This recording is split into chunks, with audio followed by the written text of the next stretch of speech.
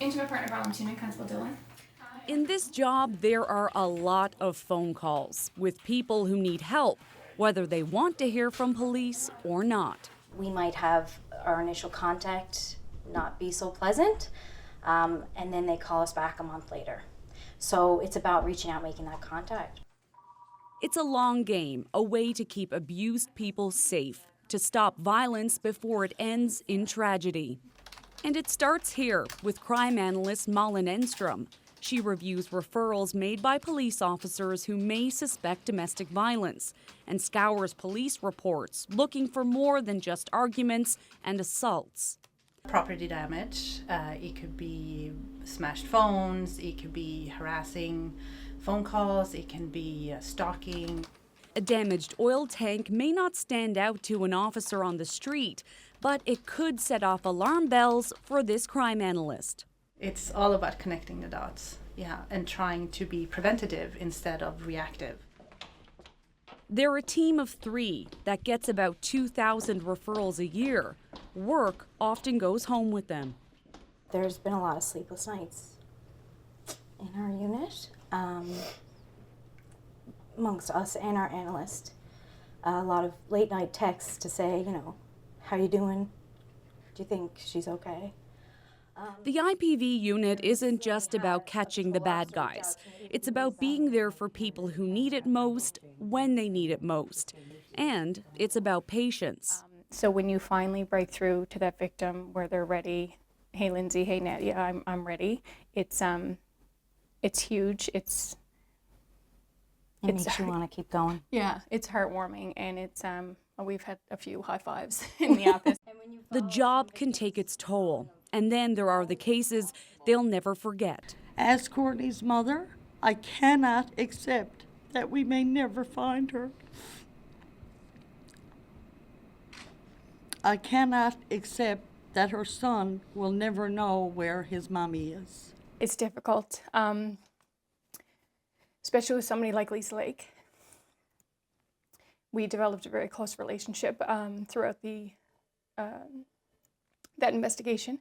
Lindsay might call me up someday and just have a chat. How you doing?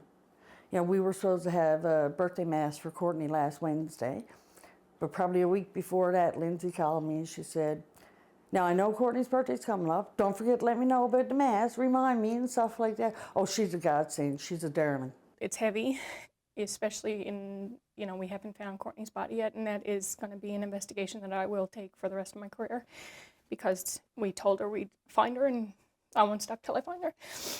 They hope one day to expand the unit. The police chief does too, but Joe Boland says the resources just aren't there, not at this point. 10-4, 298, Intimate Partner Violence Unit, copy. Can you make us 10-6 at the Iris Kirby House, please? We get phone calls from Iris Kirby House social workers and staff. We get phone calls from the St. John's Women's Center. Full house? We're here, yeah. So when they have a victim who is, interested in maybe taking that next step and speaking to a police officer, then they know, okay, let's call Nadia and Lindsay. If we've got 12-hour shifts and we've got people...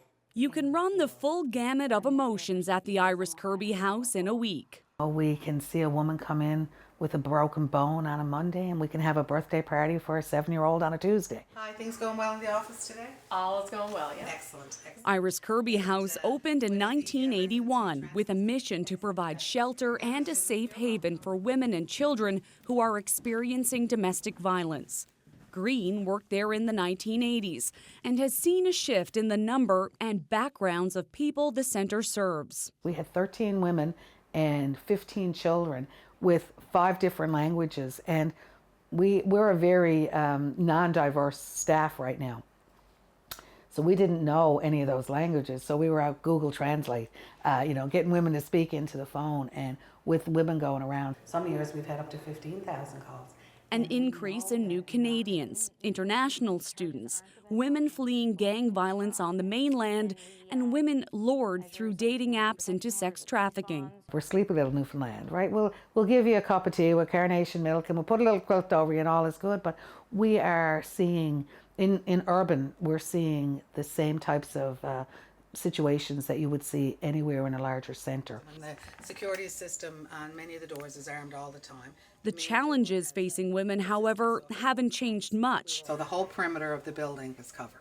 There's constant fear of violence, the court process is daunting, and housing and child protection services can make a scary situation even worse. I'm a social worker. Many of the staff here have professional degrees as well, and we have trouble navigating many of the systems.